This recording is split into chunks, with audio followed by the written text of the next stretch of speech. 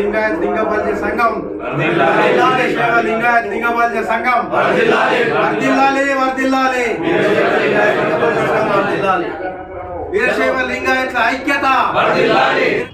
జిల్లా నూతన కార్యవర్గ ప్రమాణ స్వీకారం 25 జనవరి 2026 వీరశైవ లింగాయత్ బసవ భవన్ కోకాపేట్ హైదరాబాద్లో జరగనుంది.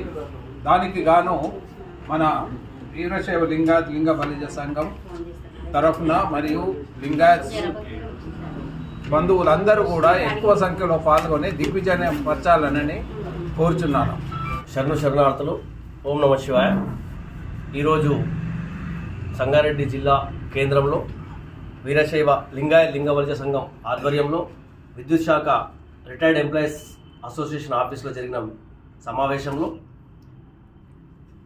ఈ నెల 25వ తారీఖు రోజు ఆదివారం నాడు నూతన కార్యవర్గము రాష్ట్ర మరియు జిల్లాల వారీగా అలాగే డైరీ మరియు క్యాలెండర్ ఆవిష్కరణ కార్యక్రమం కోకాపేటలో గల బసవభవన్కు గవర్నమెంట్ మనకిచ్చిన బసవభవన్ ప్లేస్లో వీరశైవ లింగాయత్ బసవభవన్లో ఏర్పాటు చేయనైనది. దయచేసి ఇటు సదావకాశాన్ని అందరూ వినియోగించుకొని అందరూ అధిక సంఖ్యలో పాల్గొని ఈ యొక్క కార్యక్రమాన్ని విజయవంతం చేయాలని సంగారెడ్డి జిల్లా తరఫున ప్రతి ఒక్క వీరశైవ లింగాయత్ లింగ బలిజ సంఘం సభ్యునికి కోరడం జరుగుతుంది. వీరశైవ లింగాయత్ లింగ బలిజ సంఘం సంగారెడ్డి జిల్లా